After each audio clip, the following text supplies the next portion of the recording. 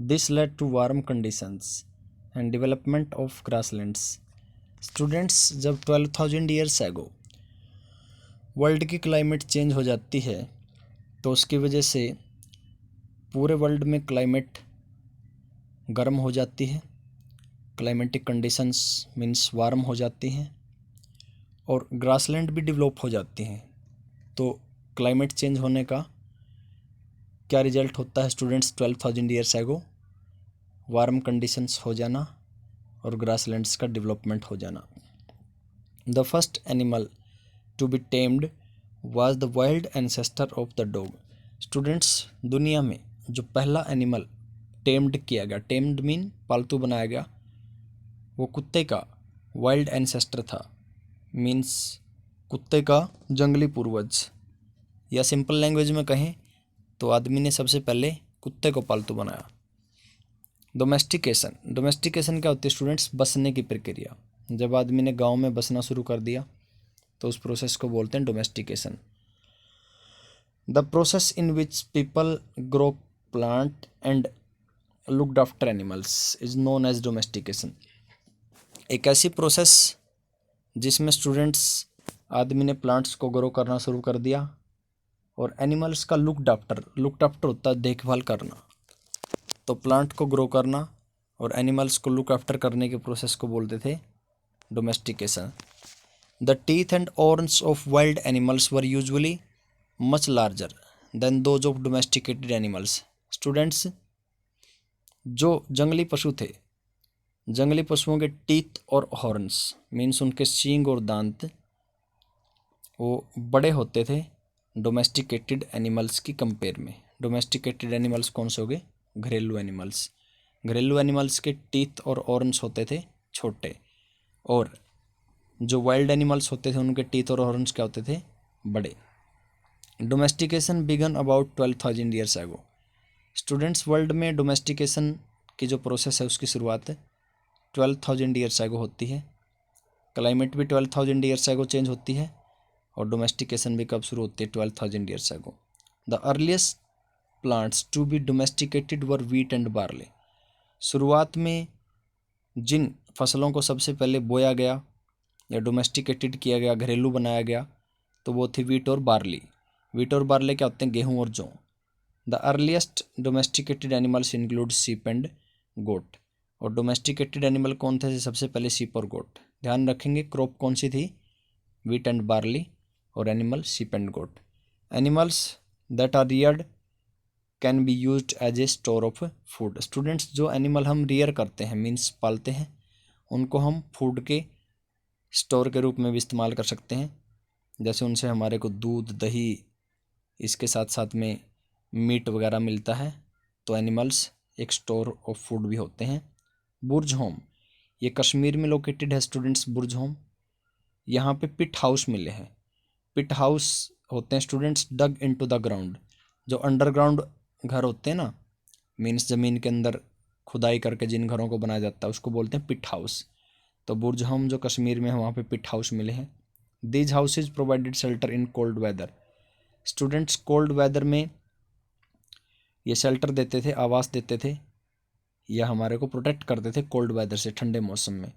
Archaeologist ने hearth भी मिले हैं आर्कियोलॉजिस्ट को बुर्ज होम में, घर के इनसाइड और आउटसाइड। हर्थ होते हैं चूल्हे, ताकि मौसम के अनुसार बाहर या अंदर खाना पकाया जा सके, जैसे गर्मियों में और सर्दियों में। तो बुर्ज होम कहाँ पे है? कश्मीर में। क्या मिले यहाँ पे? पिट हाउस। पिट हाउस क्या होते हैं? डग इनटू द ग्राउंड, जो ज़मीन के अंदर घर बनाए जाते हैं। और बुर्ज होम में जो पिट हाउस बनाए जाते थे स्टूडेंट्स, वो किससे प्रोटेक्शन करते थे? कोल्ड वेदर से, ठंडे मौसम से। और क्या मिला है बुर्ज होम में? घर के बाहर और अंदर हर्थ मिले हैं, मीन चूल्हे मिले। Neolithic tools. Students, tools were polished to give a fine cutting edge. Students, अच्छा एज देने के लिए, अच्छा किनारा देने के लिए टूल्स को बनाया जाता था। न्योलिथिक टूल्स की खास बात थी, एक तो इन पे पॉलिश की जाती थी और एक इनको अच्छी तरीके से तराशा जाता था, इनको अच्छे किनारे दिए जाते थे। मोर्टार्स and pastels used for grinding grain and other plant produce. Students Neolithic tool में एक एग्जांपल जो हम देखेंगे वो मोटार और पेस्टल का है। मतलब कि आपके जो ओखली होती है या हम हमारे घरों में जो कुंडी इस्तेमाल करते हैं वो भी है ना इसमें मोटार और पेस्टल में आती हैं। ओखली और मूसल ये आएंगे न्यूलिथिक टूल में, और ये ग्रेन को ग्राइंड करने के लिए मीन्स पीसने के लिए इस्तेमाल होते थे। और दूसरे प्लांट्स भी आपके इसमें दूसरे प्लांट्स भी प्रोड्यूस किए जाते थे या कूटे जाते थे। Mehrgarh, it is located in Pakistan, Pakistan में लोकेटेड है स्टूडेंट्स मेहरगढ़, और ये फर्टाइल प्लेन में बहुत ही उपजाऊ ज़मीन में लोकेटेड है मेहरगढ़ पाकिस्तान में। ये एक आपके पैलियोलिथिक साइट है स्टूडेंट्स, ध्यान रखेंगे इसका मेहरगढ़ का, आगे हम देख लेंगे कि कौन सी साइट है ये। तो स्टूडेंट्स इसमें मेहरगढ़ का मैं बता देता हूँ शुरुआत में कि मेहरगढ़ कौन सी साइट है।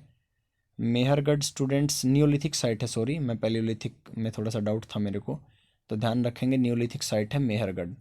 तो मेहरगढ़ कहाँ पे है? पाकिस्तान में। तो ये साइट है ना फर्टाइल प्लेन में लोकेटेड, उपजाऊ मैदान में लोकेटेड है पाकिस्तान के। और बोलन पास, जो बोलन दर्रा ईरान को पहाड़ों के बीच में एक रास्ता होता है नैरो, उसको बोलते हैं पास। तो ईरान से पाकिस्तान तक पहाड़ों के बीच में जो रास्ता जाता है उस रास्ते को बोलते हैं बोलन पास, और वो ईरान जाने का इम्पोर्टेंट रूट है, और उसी के पास बोलन पास के नज़दीक ही ये साइट लोकेटेड है। क्या? Mehrgarh. People here learnt grow barley, तो कहते हैं कि फर्स्ट टाइम सबसे पहले बार्ले और वीट मीन्स आपके गेहूँ और जौ मेहरगढ़ में ही लोगों ने उगाए सबसे पहले, और सीप और गोट को भी पालना सबसे पहले लोगों ने यहीं शुरू किया।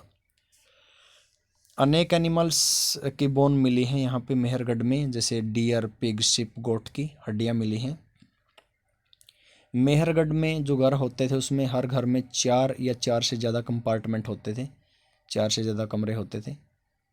और कई कंपार्टमेंट इसलिए होते थे क्योंकि कुछ कंपार्टमेंट का इस्तेमाल या कमरों का इस्तेमाल ग्रेन को स्टोर करने के लिए, अनाज को मतलब कि आपके उसका अनाज को रखने के लिए, उसका भंडार करने के लिए इसका इस्तेमाल होता था। और कुछ ब्यूरियल साइट भी मिली है यहाँ पे। ब्यूरियल साइट्स वो होती हैं स्टूडेंट्स जो आपकी कब्र होती हैं उसको बोलते हैं ब्यूरियल साइट्स, तो वो भी मिली है मेहरगढ़ में। और स्क्वायर और रेक्टेंगुलर हाउस भी मिले हैं मेहरगढ़ में। और कई बार मेहरगढ़ में ब्यूरियड मीन्स दबा देते थे, मरे हुए आदमी के साथ मेहरगढ़ के लोग बकरी को दबा देते थे ताकि वो है ना फूड का काम कर सके उसकी अगली ज़िंदगी में, नेक्स्ट वर्ल्ड में। तो मेहरगढ़ के बारे में देख लिया, पाकिस्तान में लोकेटेड है, ये फर्टाइल प्लेन में है। ईरान से पाकिस्तान तक जो रास्ता जाता है उसको बोलन पास कहते हैं, उसके नज़दीक ही लोकेटेड है। लोगों ने मेहरगढ़ में बार्ले और वीट उगाना शुरू किया सबसे पहले, और शिप और गोट पालना शुरू किया। अनेक एनिमल्स की बोन मिली है मेहरगढ़ में, डियर, पिग, शिप, गोट की। और हर घर में 4 या उससे ज़्यादा कंपार्टमेंट मेहरगढ़ में थे, और ये कंपार्टमेंट अनाज को स्टोर करने के लिए यूज़ किए जाते थे। और मेहरगढ़ में अनेक ब्यूरियल साइट मीन्स कब्रें भी मिली हैं जिनमें आदमियों को दफन किया जाता था। रेक्टेंगुलर हाउस भी और स्क्वायर हाउस भी मिले हैं यहाँ पे मेहरगढ़ में। उसके साथ साथ स्टूडेंट्स यहाँ पे कुछ मरे हुए इंसानों की कब्रों के साथ में आदमी की कब्र के साथ में बकरी भी मिली है। और बकरी जो गोट है उसका इस्तेमाल है ना फूड के रूप में होता था कि मरने के बाद भी आदमी जब अगली दुनिया में जाए तो बकरी को फूड के रूप में इस्तेमाल करता रहे। चताल हयूक, ये न्यूलिथिक साइट है स्टूडेंट्स, ध्यान रखेंगे कौन सी साइट है, न्यूलिथिक, पैलियोलिथिक और क्या होता है मेसोलिथिक। तो ये 3 जो हिस्ट्री के पीरियड हैं इनमें से कौन सी साइट है? ये न्यूलिथिक साइट है जो सबसे लास्ट का पीरियड है हिस्ट्री का। चताल हयूक की तुर्की के अंदर है स्टूडेंट्स, जो एशिया ईस्टर्न वेस्टर्न एशिया के कंट्री है। फ्लिंट फ्रॉम सीरिया, सीरिया से फ्लिंट आता था स्टूडेंट्स यहाँ पे, एक महंगा पत्थर होता है ये। कोडीज, रेड सी से कोडी आती थी, शंख और सीपियाँ होती हैं समुद्र की, वो आती थी। और मेडिटेरियन सी से सेल आते थे यहाँ पे चताल हयूक में सेटलमेंट्स के लिए। एनिमल्स की बैक पे, एनिमल्स की बैक क्या होगी स्टूडेंट्स? पशुओं की पीठ पे लाद करके ये चीज़ें अलग अलग जगहों में, अलग अलग जगहों से कहाँ पे? चताल हयूक जो कि तुर्की की साइट है वहाँ पे लाई जाती थी। सीरिया से क्या आता था? फ्लिंट, कहाँ पे? चताल हयूक में। और रेड सी से कोडिज, कोडिज ये स्टूडेंट्स करेंसी के रूप में इस्तेमाल होती थी, समुद्र में पाए जाने वाला एक ये मणि होती है यह एक प्रकार का पत्थर होता है, ये समुद्र में पाया जाने वाला। और शेल्स, ये भी समुद्र में मिलता है मेडिटेरियन सी से। देख सकते हैं, देखो सी लगा हुआ है, रेड सी से कोड़ी, मेडिटेरियन सी से सेल्स, तो दोनों चीज़ें समुद्र में मिलती हैं। तो रेड सी में क्या मिलता था, कोड़ी, और चाताल युग में ला जाता था, और मेडिटेरियन सी में सेल्स। और फ्लिंट सीरिया से, सीरिया भी इसके पास ही लगता हुआ देश है।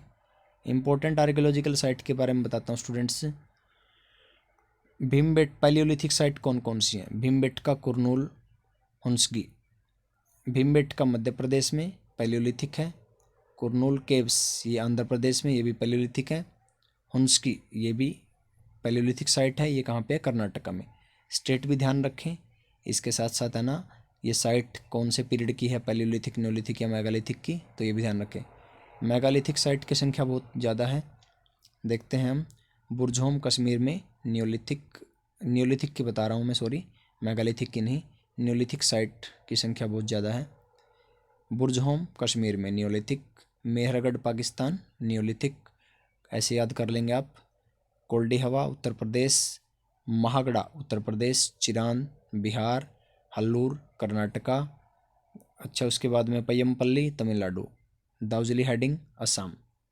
तो स्टूडेंट्स ये सारी न्योलिथिक साइट है। एक बार फिर बता देता हूँ, बुरझोम कश्मीर, मेहरगढ़ पाकिस्तान, कोल्डी हवा उत्तर प्रदेश, महागड़ा उत्तर प्रदेश, चिरांद बिहार, हल्लूर कर्नाटका, पय्यमपल्ली तमिलनाडु, दाउजली हेडिंग असम।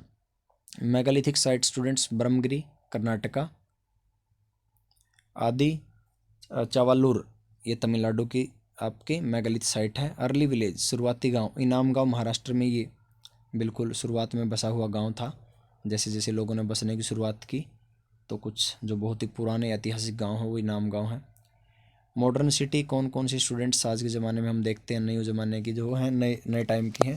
मुंबई महाराष्ट्र, कोलकाता वेस्ट बंगाल। और कुछ इंपॉर्टेंट डेट हम करते हैं स्टूडेंट्स। मेसोलिथिक पीरियड आपके 12,000 से 10,000 तक का। डोमेस्टिकेशन की शुरुआत होती है 12,000 ईयर्स एगो। सेटलमेंट मेहरगढ़ में कब शुरुआत होती है, बस मतलब बस्तियों का स्टार्ट, बस्तियाँ कब स्टार्ट होती हैं मेहरगढ़ में, लोगों का बसना स्टार्ट कब होता है? 8,000 ईयर्स एगो। और न्योलिथिक एज कब शुरू होती है? 10,000 ईयर्स एगो।